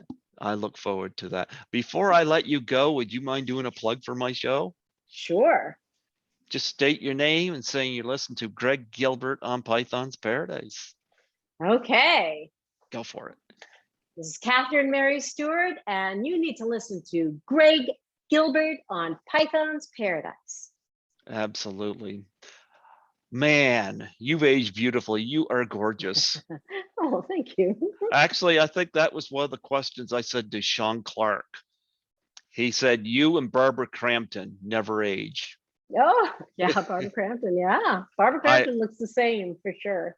I haven't had Barbara on here, but eventually. But yeah, Sean Clark, we mentioned you when we talked about last Starfighter and getting Nick into the cons. Yeah, yeah, yeah, yeah. Yes, yes. Yeah, Yeah, Sean's great. I love Sean. yeah. I probably shouldn't say this, but I'm wondering if his hair was inspired by the little troll dolls. No idea. I don't even want to venture a guess. Come on, those He things stand up. yeah, he does a good job of keeping that up, and he is one of the nicest people you'll ever want to meet. So and he's got the greatest tattoos. Just thinking of tattoos, we were earlier. Wow, I mean, I remember doing the first convention with him. I think it was in New Jersey in 2015, I think it was. I was just like in awe of his tattoos. I have all these pictures of his tattoos. I 'Cause don't he's got have a, any tattoos. I yeah. have, yeah, never had any desire for it, but some people do it. So I will not ask you to sign my ass. Okay, good. Trust me, that will probably put you out for the rest of the day. You'll need a breather after Yeah, that. Like, oh gee, that was traumatic. yeah. I never saw something this traumatic since seeing The Room. Yeah. It's not something I want to get into the habit of, put it that way. You don't want me to send some nudists to your table? No, thank you. I'm good. I'm good. Don't need that. You're the first one I heard that had that signature. But you went for it. So hey, you're a good What can sport. you do? What What can can you you do? do? What can you do? But yeah. So I'll have you back next year, and Okay. so happy to have you on here today. I will have to order another picture. I will make the donation to Alzheimer's. Please do a doubt for our face challenge when you get the chance. And yeah, Okay. awesome having you Excellent. on here today. Yeah. Nice to be here. All God bless right. you, and I hope to You see you too, at a Greg. con. Yeah, I hope so. Absolutely. I hope so. Bye bye. Bye for now. Take care. Yep. Bye bye.